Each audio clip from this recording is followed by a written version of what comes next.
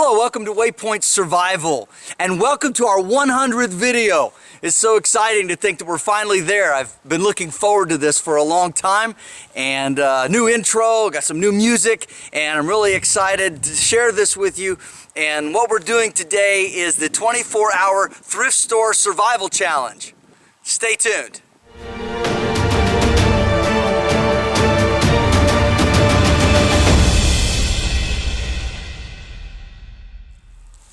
The 24-hour Thrift Store Survival Challenge is basically this.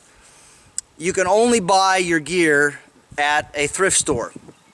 Now, to put this pack together and the gear that I have, I spent several months and went to several thrift stores. So there's a lot of YouTubers who have done different kinds of challenges. They've done the $500 Walmart challenge or a $100 Walmart challenge. I think there's a $250 Walmart challenge. But I personally don't find that very challenging, just my opinion. No offense to anybody else or their channel or what they've tried to do, but I think that when you have to get everything at a thrift store, it really forces you to improvise and to try and figure out what you can do to make all of those survival priorities work out for you. And you may not exactly find exactly what you want, because it's not like going to a big store where they got multiple items of the same thing, or ordering off Amazon or some other website. So it really was challenging, and so like I said, it took me a while to put all of this together.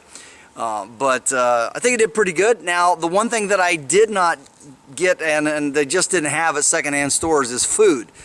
You really can't buy secondhand food.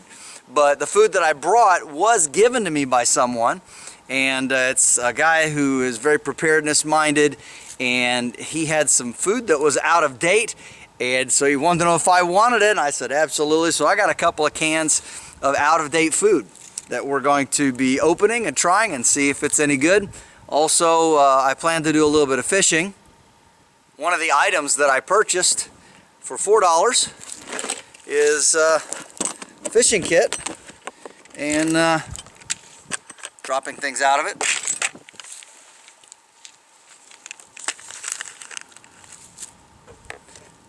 And all of the things that are in here are what was in it when I purchased it, including a nice pair of scissors and a bunch of these light sticks, and I only paid $4 for everything in here. So, pretty good deal. So hopefully we'll be doing some fishing. The only thing we don't have is fishing line.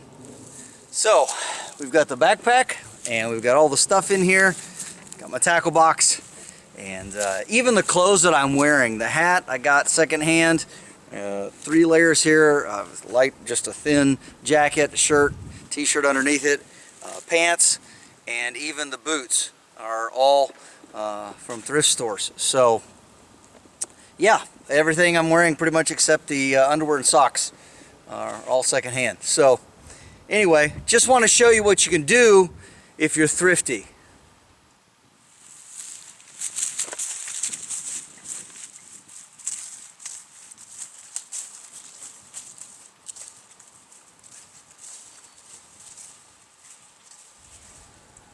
So as we're hiking back out into the backcountry here, to find a good place for setting up camp for the next 24 hours. Come across this field where there's just a whole lot of this very tall little blue stem grass. And I'm going to go ahead and harvest quite a bit of it. Just a nice big bundle to make a bird's nest out of. It is supposed to possibly rain later on tonight, and so I want to make sure that I collect dry tinder before I get there. So I want to just make sure to get that while it's nice and dry, the wind's blowing, the sun's still out.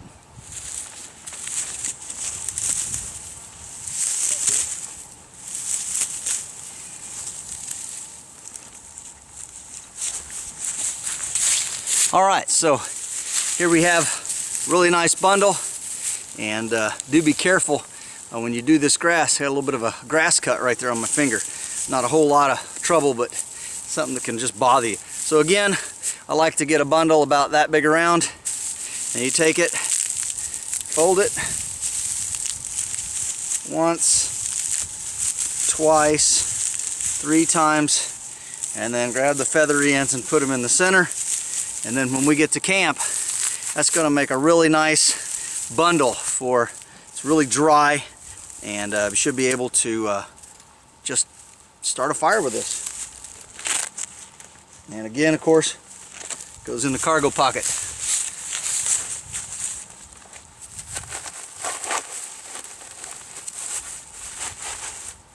All right, there we go.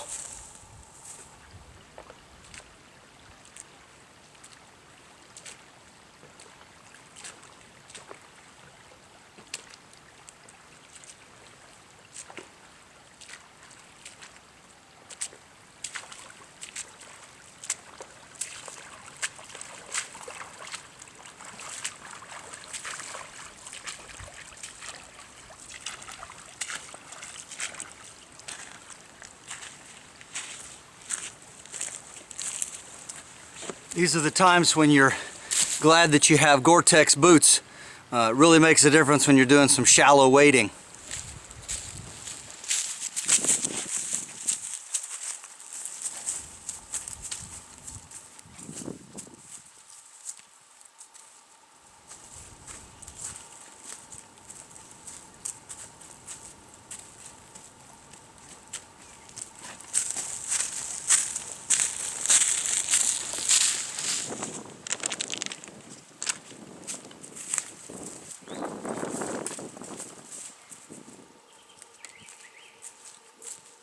I think we found the perfect spot. Right in here looks great. I'm going to put the tent up right over in here, and I think that close enough to the creek, be able to get some water, and I really like that area there. It's pretty flat, a little bit mounded, but it should work pretty good. Like I said, good access to everything, plenty of firewood around here for us to spend the night. All right, let's see here. Get this pack off and show you a little bit about what it is that I'm carrying.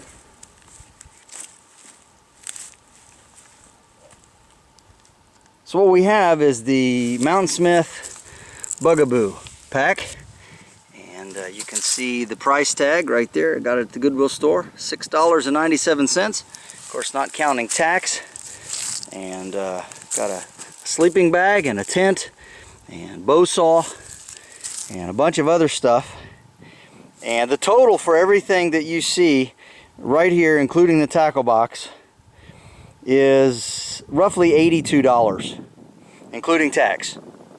This backpack alone, and this is an older Bugaboo by Mountain Smith, but this backpack alone will run you between $100 to $130 US. So just for the price of what I would get a good solid pack for, and this is a medium size, I have purchased everything that I would need for a decent camping trip.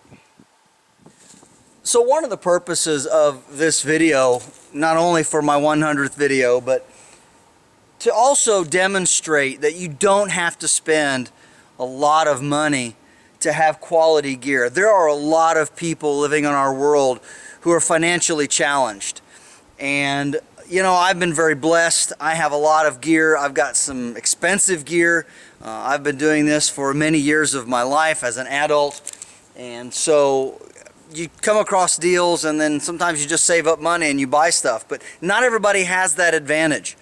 And so the great part about this is if you're patient, if you take your time, and if you look through the bins and the shopping areas, and you go to the secondhand stores, you go to flea markets, you go to yard sales, and you make a list of all the things that you need, you can end up with a very, very nice bug out bag, survival pack, whatever you want to call it, and you don't have to spend a huge amount of money. All right.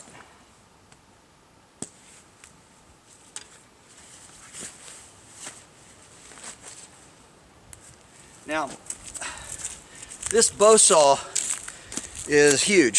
It's a 36-inch blade, and it looks like someone took and just cut off a much shorter bow saw and jammed this in here and then put the much longer blade in here, And I don't know if you can see that or not, but there is the $8 price tag that I paid for this. So you can cut some pretty good sized logs with that. It's a little bigger than I need, but hey, it's a saw, right? The tent that we're going to use, it was $6.59, and I was there on half off day. So I literally got this tent with the poles and everything for what, $3 and yeah, $3.34 and a half, something like that. Anyway, about $3.30.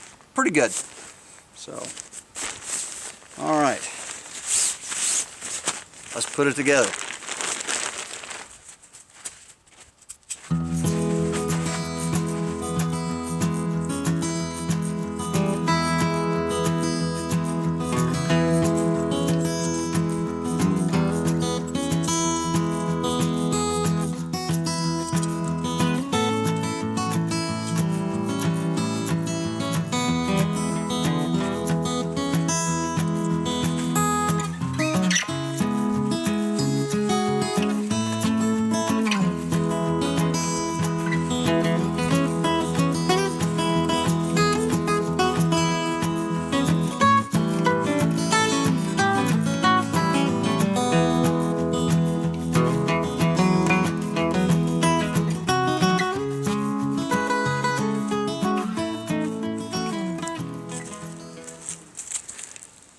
This is one of the only tents that I've ever had that the tent poles went inside the tent.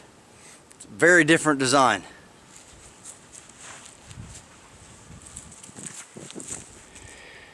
All right, we've got our tent put up, and you can kind of see what it looks like. The top support goes across the top, and all the rest of the poles are internal. It's not a very big tent, but should be big enough for me to get into. All right, here we are. Oh yeah, have to lay at an angle, but it's big enough. There's the tripod.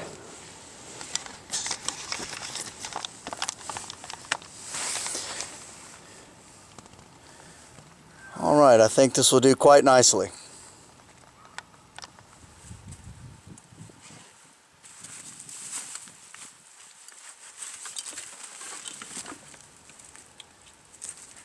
Alright, for our comfort and convenience items, I have here, which I bought for $2, a Hugs Pet Products. And this is some sort of a mat for your pet to be on, but it also makes a good setting mat and extra mattress for inside of the tent. But the real find is this right here. This was brand new.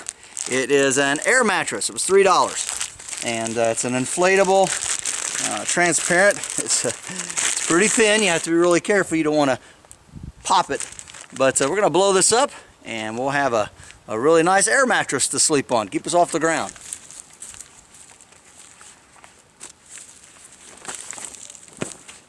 That is a big green piece of clear plastic. It's going to take a while to blow this up. Gotta get started.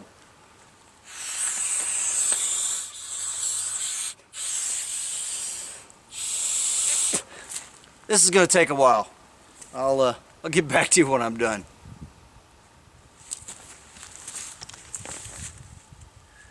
All right, here we go. Got it all blown up, and happy surprise, it even has a pillow section. So now, a couple of things about using air mattresses is, first of all, you want to make sure that it doesn't leak. This is a brand new one. It should be okay. It is really cheap, so you're not going to get a lot of use out of something like this. But if you take care of it, you keep it off sharp surfaces, and don't make sure that you don't have anything sharp like your knife or you know, your phone or anything like that when you're rolling around on top of this. It should be okay. It should last you for quite a while, and several airings. But you do have to be cautious with these. Again, they're not that durable. But another thing that's really important to remember is it's going to get cooler at night, and so you want to blow it up a little bit firm, and then as the air and everything cools, because the ground's going to be cold underneath, then it will gradually soften on you a little bit. So it needs to be kind of firm, but not really super hard. You don't want to pop it first of all when you get in, because it's too hard and your weight will make it inflate. And you also want to make sure that you keep the valve handy so that you can deflate it enough to be comfortable, but not so much that you have to wake up in the middle of the night and wake yourself back up by having to reinflate it by puffing and blowing and all of that at 2 or 3 a.m. That is not a cool way to try to have to get back to sleep.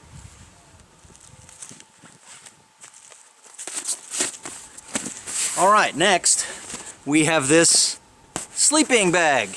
And this sleeping bag did not come from Cabela's, just the stuff sack, because for whatever reason, whenever I find sleeping bags at secondhand stores, they almost always don't have the stuff sack. So I found the stuff sack separate, and it's a really nice compression sack. It's got these 3 compression straps around it, and that really is a big help, because this is a pretty puffy sleeping bag, and enables me to carry it. So yep, and I still left the tag on here. I paid $3.97 for the stuff sack, which seemed like a lot of money, but I needed a stuff sack because I knew that the sleeping bag was a pretty puffy one. Alright, let's get this out. Lay the stuff sack down, and here's the sleeping bag. It is square, and yeah, it's open at both ends. And so that's kind of interesting. But this sleeping bag can be also evidently used as a blanket, and what I like about it, it's actually an Eddie Bauer sleeping bag. And when you open this Velcro section here and you unzip it, you find out it also has this fleece section inside, which is another sleeping bag, and the fleece is not open at the end. So you put your feet inside of here and this stays on top. So this isn't a super cold weather bag. This is more of a warm weather bag, but I only paid $7.99 for it. So I figured for an Eddie Bauer bag, $7.99 was a pretty good deal. And then it also has Velcro in 2 spots, here, here, and then of course when you get in and you want to really close it down around you, like that. So put this at the head, and then we'll figure it all later when we go to bed tonight.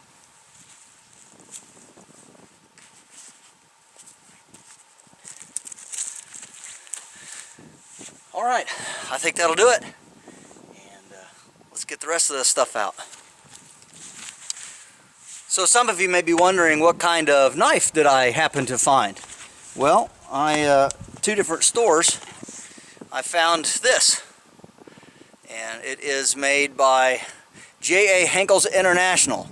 It's called the Sharp Pro. It was $1.50, and I did sharpen it, but it is a full tang knife, and it's somewhat flexible, so not too bad. Do remember that a lot of the mountain men would take into the forest a knife that was pretty much what we would consider a kitchen knife today. Alright, and then it's a little big, but I also found this sheath with a plastic insert, and so it doesn't exactly fit. It goes way down inside of there, but it is a sheath and it does work, so that's what we're going to use, and let's get the rest of our stuff out.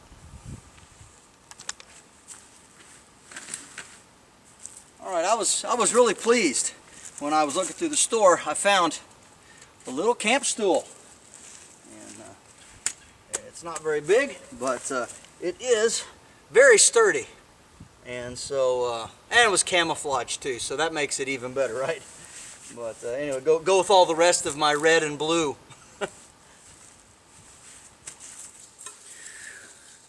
For drinking water, for carrying and boiling if necessary, for $2, I found a stainless steel single wall bottle, and BioLegend. Anyway, I also found this nice jar, which I washed out for 49 cents. You can see that. And got good clean water in both of them.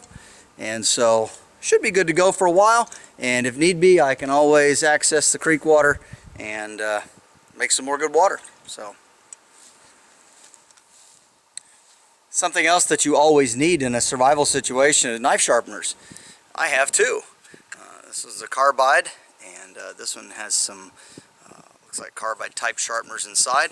It has marked, you can see 1 and 2 there, first one and then second one. And this is better for smaller blades. This is for larger kitchen blade. It is a chef's choice, and I'm not sure what this one is. Actually, yes, it's AccuSharp knife sharpener. So they were both pretty cheap. A couple dollars for this one, I think $1 for that one. This has a guard on it. But anyway, just really excellent for keeping my knife sharp while I'm out here, and again in a survival or bug out situation.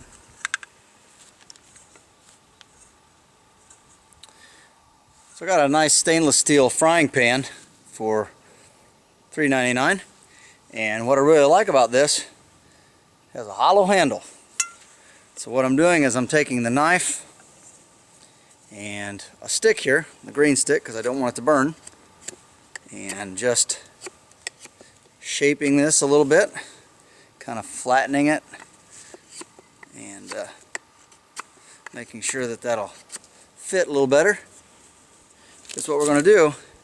We're going to take this and we're going to jam it inside there and tap it in, and what that makes is a really nice long-handled frying pan that I can cook with over the fire. And we're just going to take it to a tree here.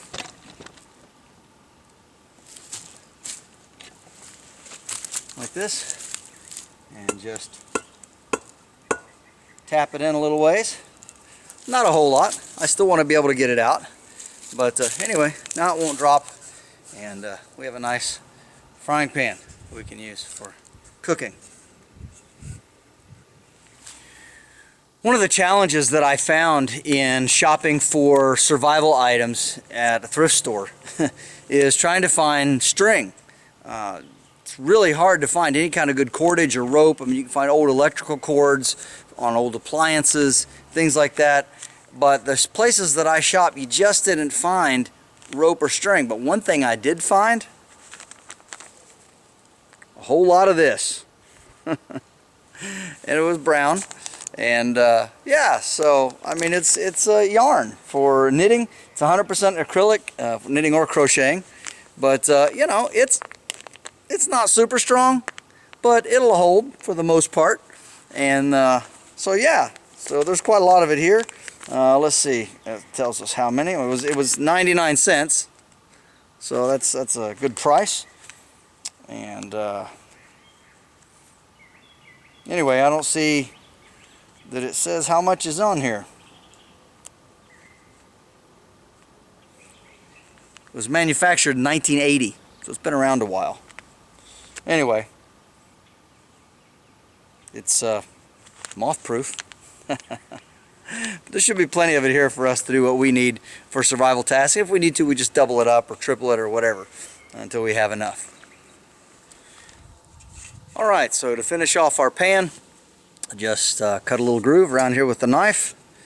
Gonna take a length here of the yarn, just knot it at the end.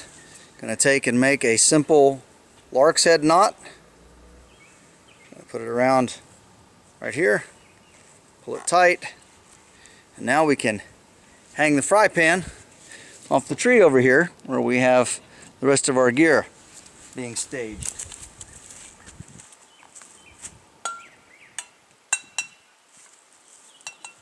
Alright, we are rapidly developing a bushcraft tree.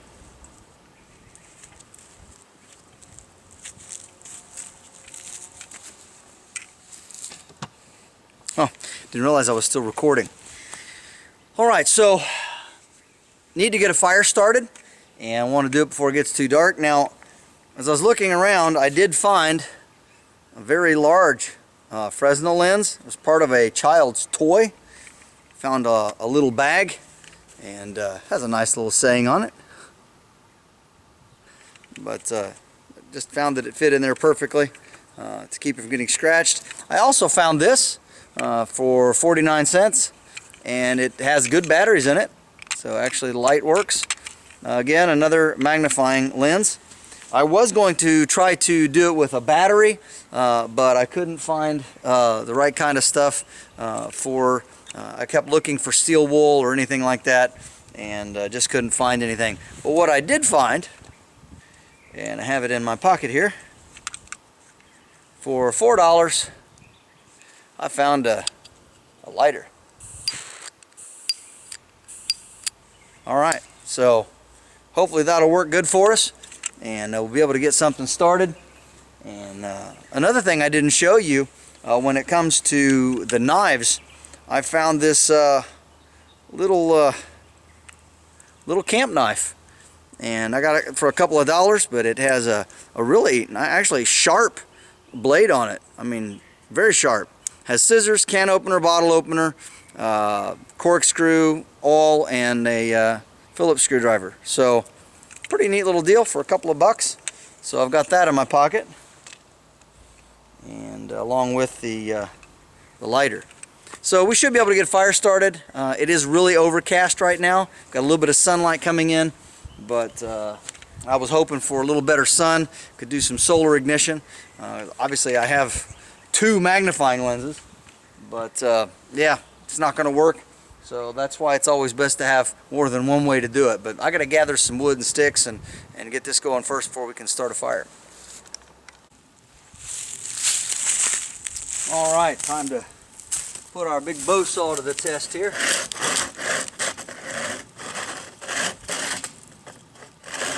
started.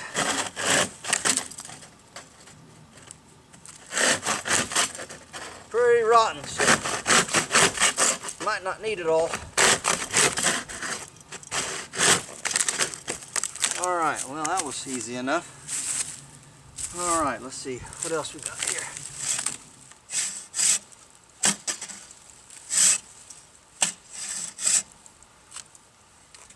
Well, bow saw is very rusty, and it's really binding up. And anyway, this old wood is really hard. So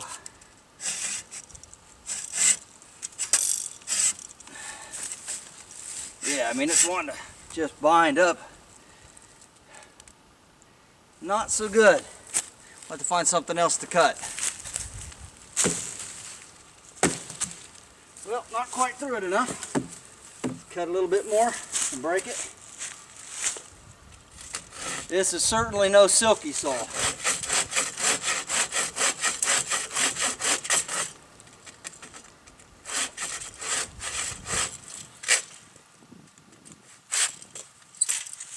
let's see if that'll work.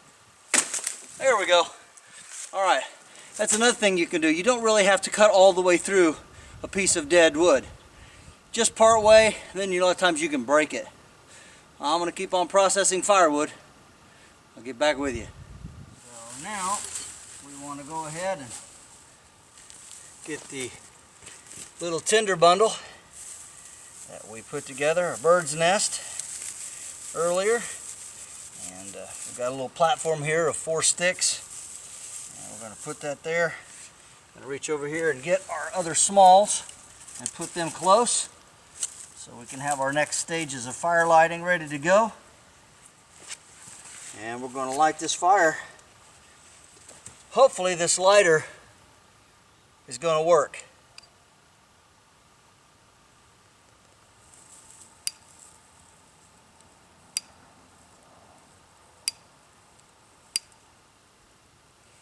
I don't know, folks. Sometimes secondhand stuff may not work that good.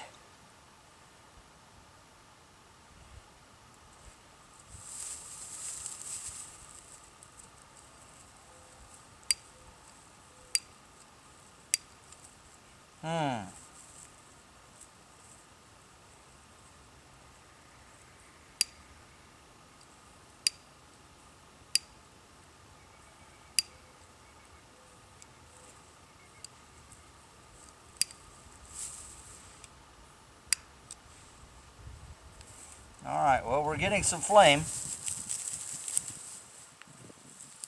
But just can't quite seem to get it to light up here.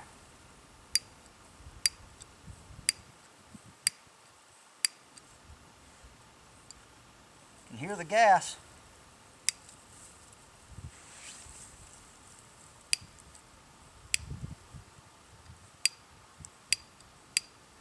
I see a spark, a little bit of flame, but no burn.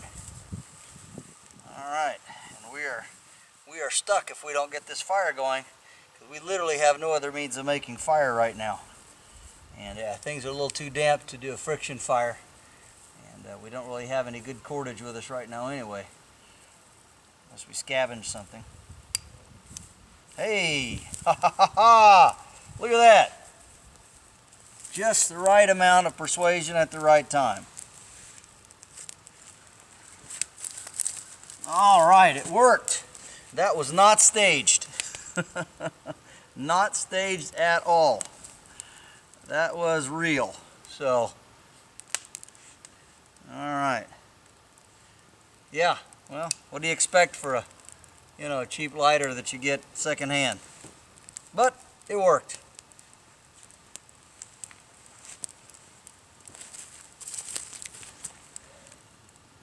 Well, I'm really glad that that worked. I was getting kind of concerned. But anyhow, yep, always have more than one method of starting a fire. Now I need to keep this fire going because I don't know if I can get another fire going with that lighter. It took a lot of strikes for that old thing to work.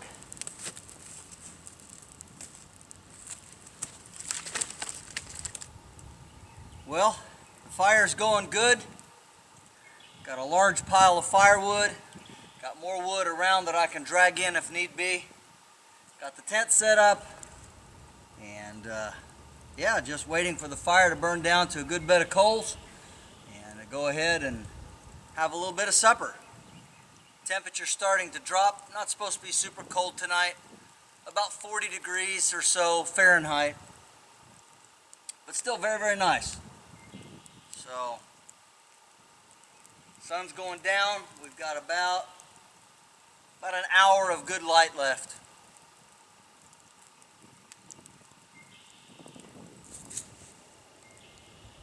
So I'm really happy with everything so far. The way the tent went up, and the bow saw is like so-so. A little bit of trepidation there getting the fire started when I couldn't get that old lighter to work good. But other than that, everything is going really well. Nice pile of firewood and pretty decent weather. The wind's died down a little bit. And I'd say that overall, I am a happy camper. Okay, well, camp is pretty well arranged. As you can see, we've got everything set up over here with our little bushcraft hanging tree. Large pile of wood. Of course, you've already seen the tent set up. But I was always wondering what I was going to do for nighttime.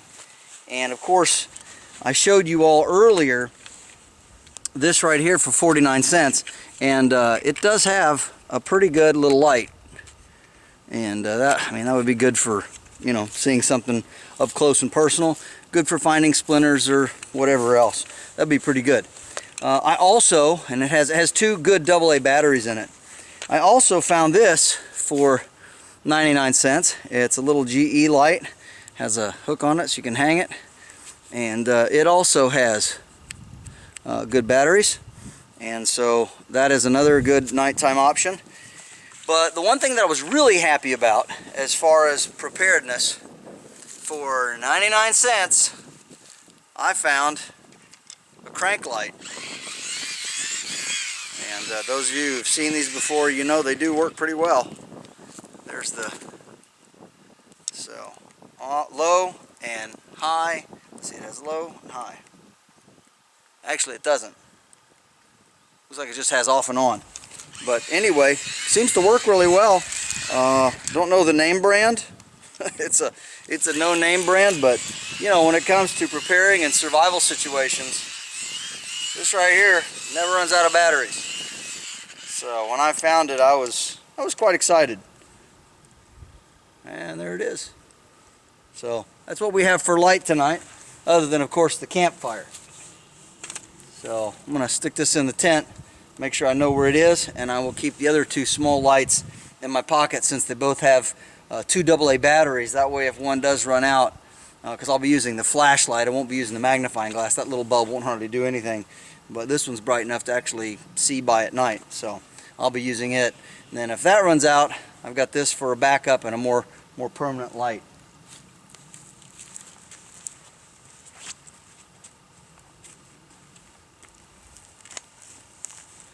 Okay, well, we've got 2 cans of Campbell's Chunky grilled chicken and sausage gumbo, and this one was good until February 11th of 2015, and this one was good until November 19th of 2015. So yeah, the cans are in good shape though, and what a lot of people don't realize is canned food lasts a whole lot longer than you think it might.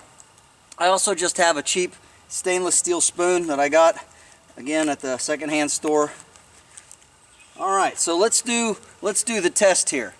This one right here, this is the oldest one, and they have pop tops, so that's always convenient. Even though my little knife does have my pocket knife does has a can opener on it. All right, let's see here. Smells okay, and it looks okay.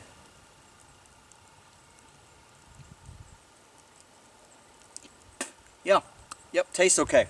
And that's a very important test that you need to do. You can usually tell by the condition of the can if it's worth looking in, if it's dented or bulged or leaking or badly rusted. You just want to get rid of it. This can was in really good shape, and so the other thing is when we pour it out, what does it look like? And it looks really good.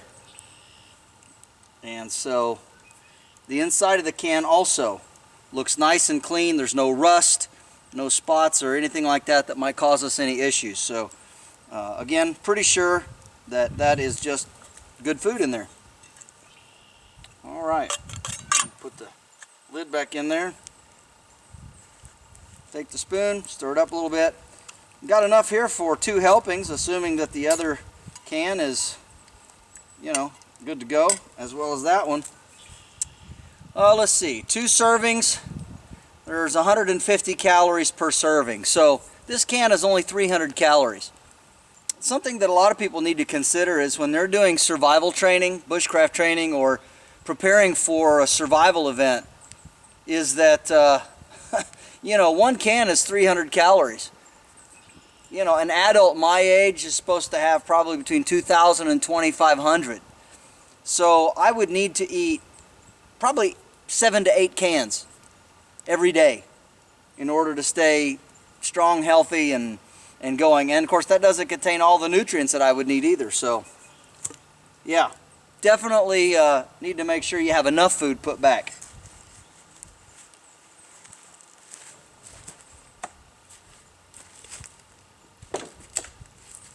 Alright, let's stir this around a little bit. Yeah, here's a good little place for some coals to cook on. There we go.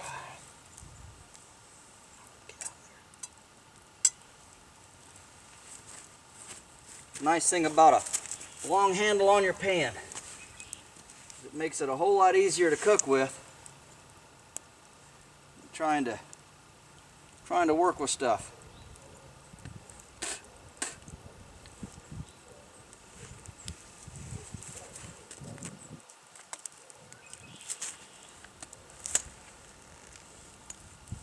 All right, there we go.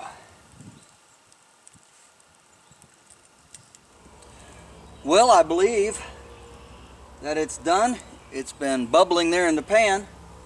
So I'm going to pull it off the fire here, set it on the ground, stir it a little, and give it a little bit of a taste test.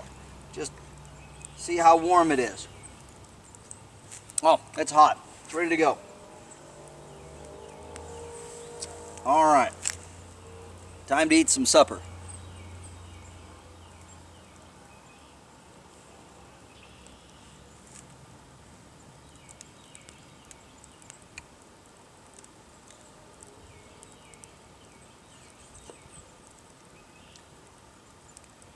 It's very good. You know, for being 4 years past the date, that's really decent. And of course, that best by or sell by or use by date, there really isn't a USDA method that's standard. There's about 50 different methods that companies use to put that on there. And all it really means is that the food is, you know, you should use it by or sell it by, or it's good until that date. That's a guaranteed date, so that they basically want you to throw away good food and then restock it. I mean, cans will last many, many years, even past their date, as you can see here. As long as the can stays intact and doesn't rust or anything.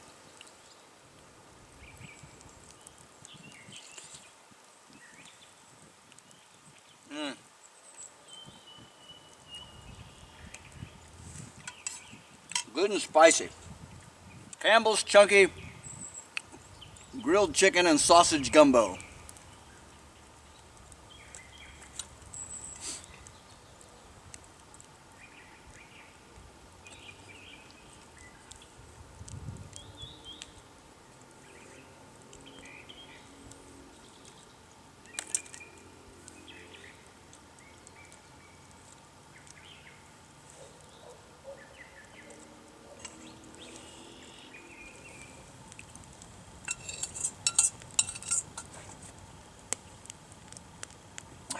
That's good. Oh, all right. Well, time to do the dishes. Rinse out the pan here and a spoon, and get ready to just sit by the fire and enjoy a beautiful evening out in the wilderness by a large creek. Nice fire, and hopefully it won't rain tonight. Alright, supper's over. Put some fresh wood on the fire, because of course we let it burn down to coals for our supper. And we got two big logs sitting on top of each other. And here's a little bushcraft trick for you. This just happened to have a hole in it, but you can do this with one that doesn't have a hole. But just get you a stick and use it to prop this top log up. You can do that on each end, and that'll keep your logs stacked one on top of the other. Of course, you can drive stakes down on either side, and there's all kinds of stuff you can do, but just for a quickie, that right there is a nice little solution.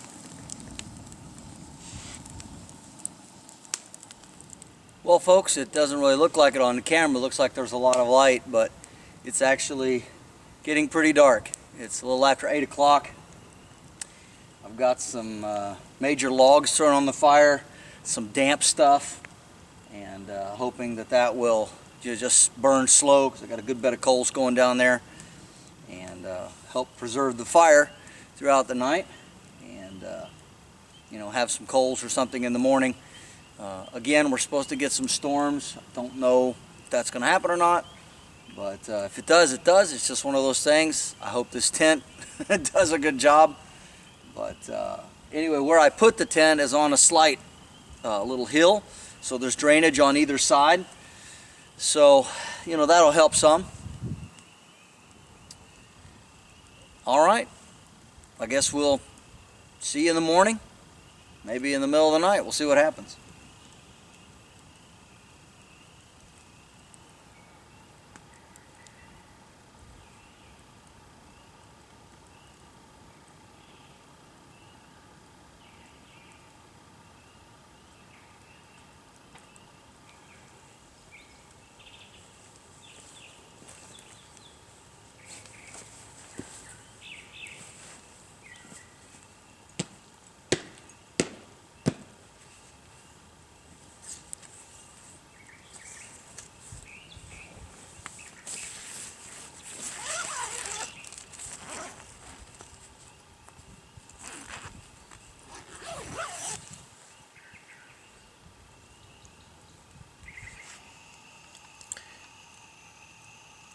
Well, I'm in the tent, and It's time to call it a night. So the fire's going good, and starting to get a little tired. So good night, everybody.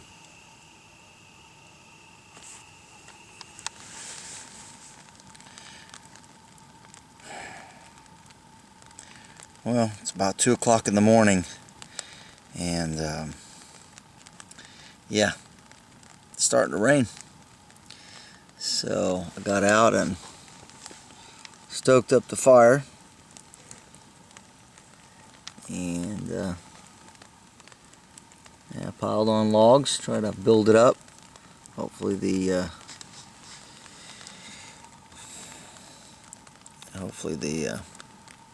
rain won't be too heavy and won't put it out. So, well, guess we'll see. Talk to you later.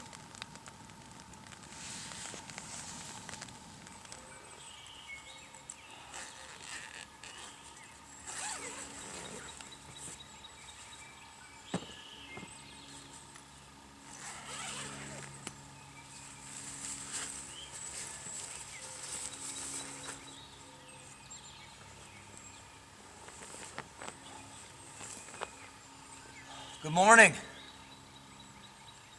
Well, it rained quite a bit last night, but had to get out a couple different times, 2 or 3 times I guess, and put wood on the fire. But anyway, it's a beautiful morning, and I still got a little bit of smoke on the fire, so we're going to get out and get that going, and see if we can't do something about maybe getting some breakfast.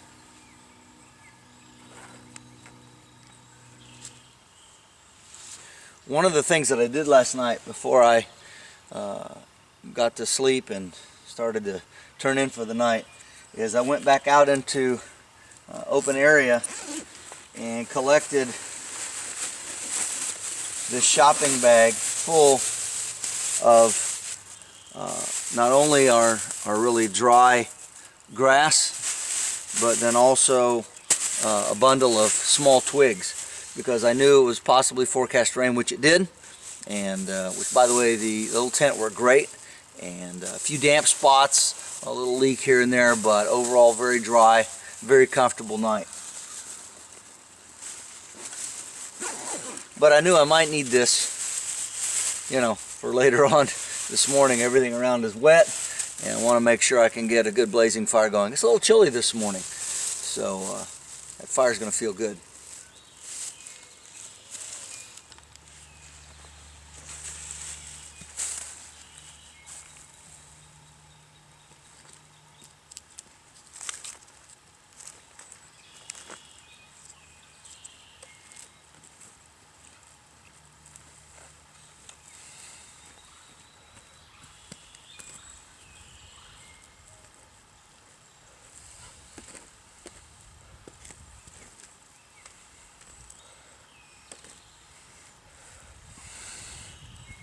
Oh, there's a lot of heat left in that.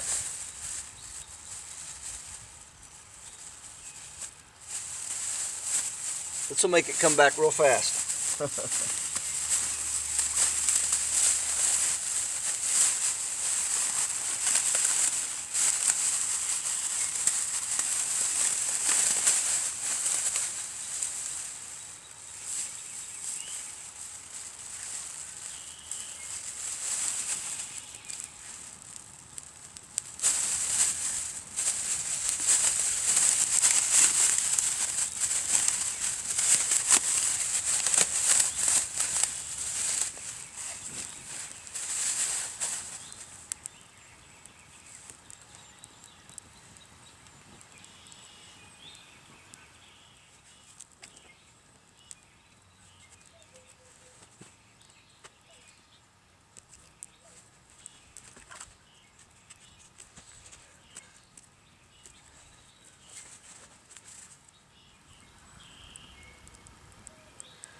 Now that's what I'm talking about. Good warm fire.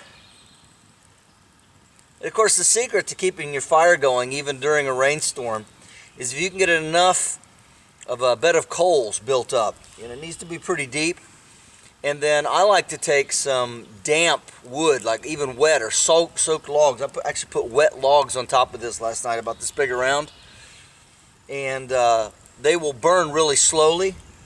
And as you can see, it kept the fire until this morning, so I didn't have to try to fiddle around with that lighter that I bought.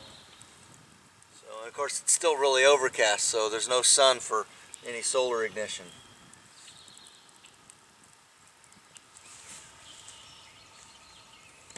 So what I'm doing here is I've got a small hickory sapling that I found, and the tree was already partly destroyed, so I am carving the top of this into a rounded shape for the top for my hand, and then the other side I'm going to carve into a chisel tip and fire harden over the fire, so I can use it for digging some wild onions and whatever else I might find growing around here.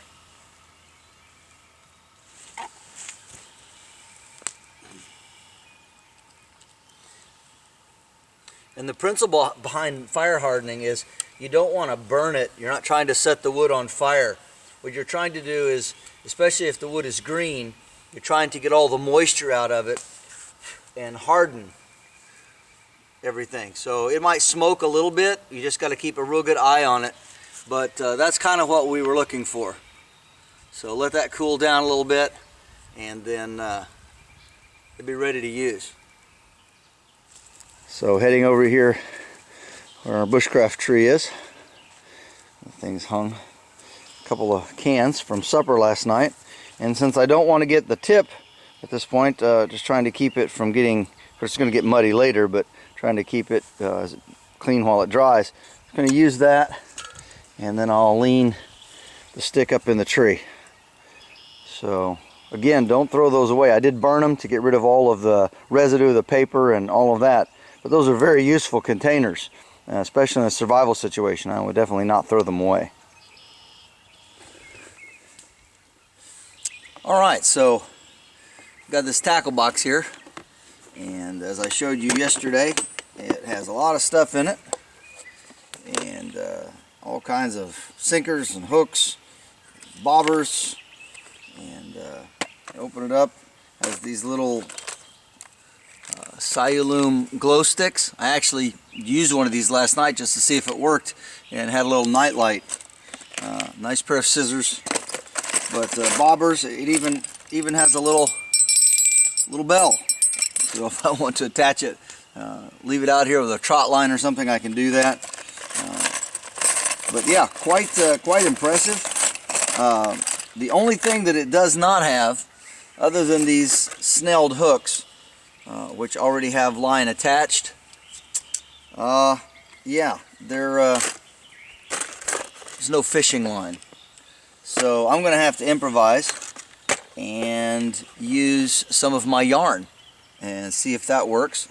So I showed you that skein of yarn that I bought, and I know there's a lot of fish in here. I just don't know whether they're going to be biting or not. We're going to find out. Okay, so I've never done this with a can. I've done it with other things, but I was told by a guy that was a missionary in Papua New Guinea that this is how they fished all the time. They would just use an old can, and they would use the can for their worms or whatever bait they were using until they got to where they were going. But the basic idea, and I'm hoping that the little punch on this knife that I bought is sufficient to do this. But I'm going to try to put a hole in this can.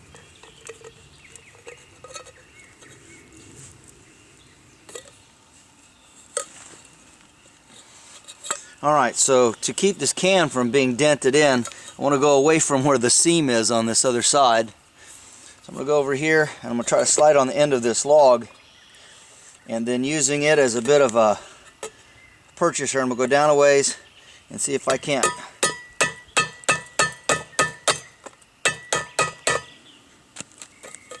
Oh yeah, there we go. And we just take this and round it off. And there we go. Now all we have to do is attach the line and start preparing our fishing apparatus. Alright, so I'm just going to start with my line here, and I'm going to put it through the hole. And I'm going to do that a couple of times because I want to make sure that it's going to hold in there good. And I'm just going to tie it off with just a simple square knot. Right over left, left over right. Okay, that's good. And then I'm going to add a half hitch on the outside for extra security. And then just going to take the knife here and trim off the excess.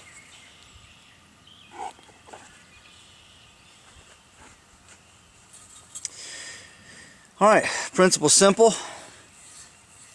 Just like a fishing line, we're just going to wind this around here.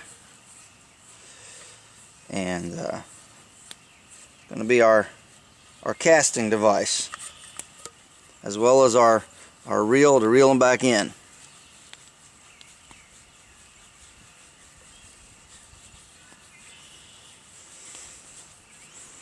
And I have probably 20 feet of line here. Okay, so here is our casting device, and now all we have to do is attach a hook. And for this I'm going to use one of these small snelled hooks here, and you can buy them this way, of course. Whenever you're packing your fishing kit in a survival situation, always remember that you can catch a small fish on a small hook and a large fish on a small hook. Alright, so we have the snelled hook here, just a small hook you can see attached, just a simple knot, and I'm going to put a couple of split shot sinkers on there for weight, and I'm going to put them on the fishing line area. I think they might be a little easier to attach, and these are the kind you can just squeeze open. The little, just open them up. A lot of you know how to fish, so this isn't a big deal, but there are people that watch my channel that don't know how to do all of these things. Alright.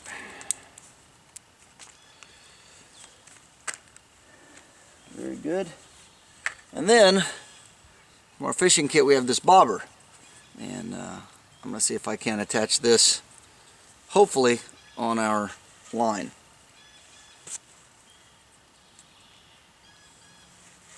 Alright, it's not perfect, but did manage to kind of get it in the little slot there, and so there we go. We have a hook, bobber, line, and our fishing can. Now I gotta find some bait. Alright, first place I'm gonna look is under these rocks here. If I can see anything. Ah! Success! As long as we can get them out. Now there's one. And two. Alright, that was easy. A couple of nice worms. Sure, if we dig more in here we could probably find even more, but that's enough to get us started. I can always come back and open this up and see if we can find even more. I'm sure if we find two, that means there's more where those came from, and those are perfect little red worms for fishing. Alright, we got our hobo fishing kit ready. Got our little dangly worm on there, and let's see how it works. So like I said, I'm not real familiar with using this particular function, but for a can, but I know others have done it. So swing it maybe. Let's see here.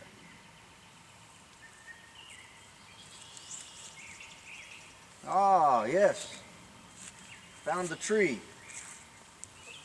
Alright, well, let's try it again. At least it didn't get stuck.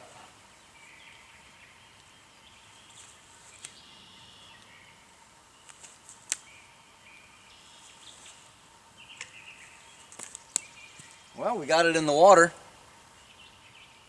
Just not very far. I think we'll give it another go here.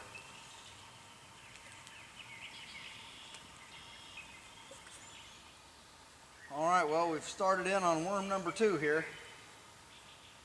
So, see if we can't get a good cast out of this.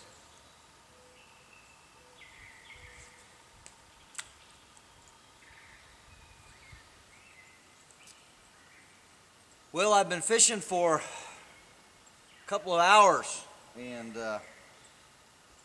yeah, nothing. So, time to pull the bait in. Our time is almost up here anyway. 24 hours. I went ahead and put a plastic worm on there, but even that didn't do much good. So anyway, that's the way it goes sometimes. Well, it's not the feast that I was hoping for. I was hoping to catch a fish or two and all of that, but I did dig quite a bit of wild onions, and I got them in water here.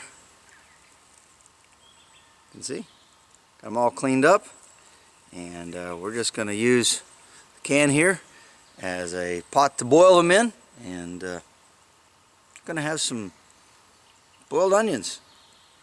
So kind of a one-part stew. There's just not a whole lot growing this time of year.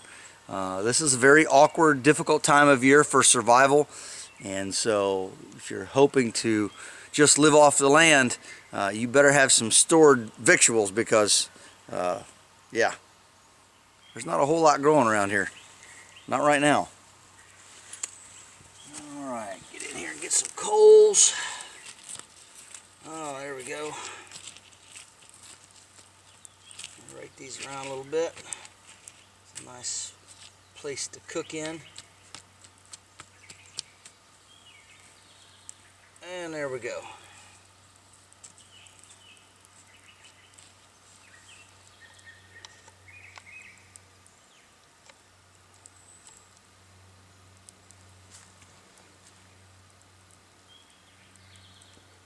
Well, let that boil and get back with you. And now we have a rolling boil. It's looking pretty good. Let that go for just a little bit, and then pull it off and let it cool down, and we can have our onion stew. So we got a good boil going on, and I was wondering how I was going to pull that hot pot off the stove, and then I realized I have these metal tent stakes. I'll just hook them around the edge of the pot and pull it right out. So it's always good to try to think out of the box whenever you're in a situation where you have very limited supplies.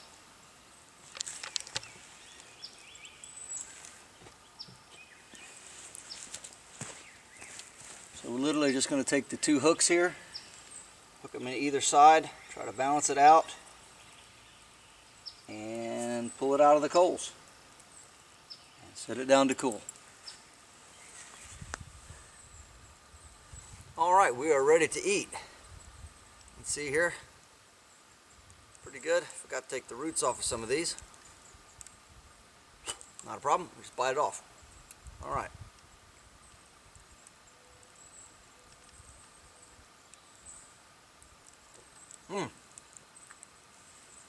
Very good. A little bit sweet.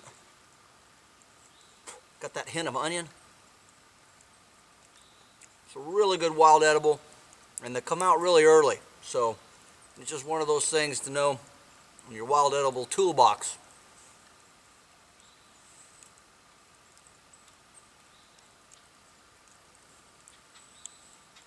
And of course some of them are really small. And they still taste great.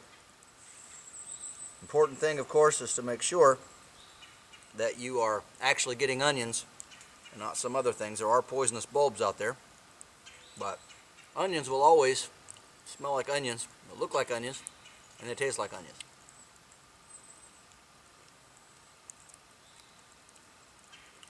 I'm going to finish this and pack up, and about time to head home. Well, I thank you for watching this video and for all your comments. I do appreciate that so much.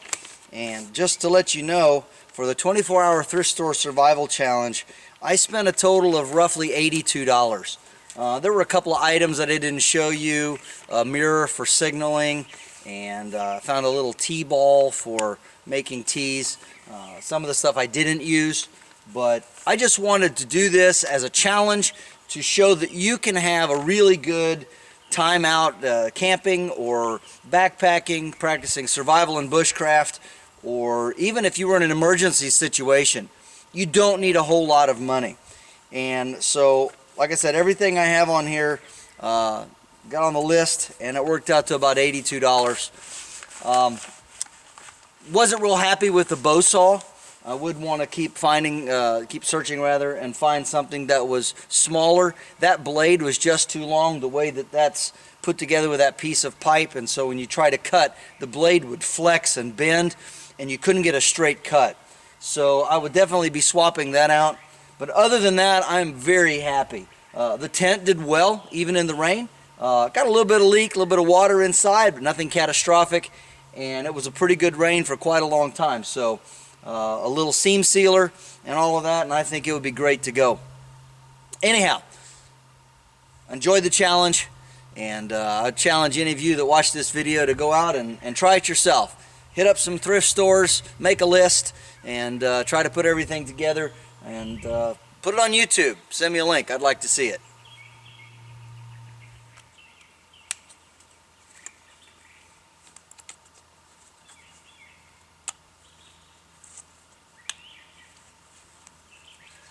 All right, get our stuff together here,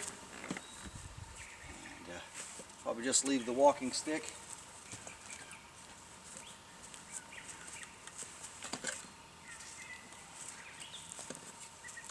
Until next time.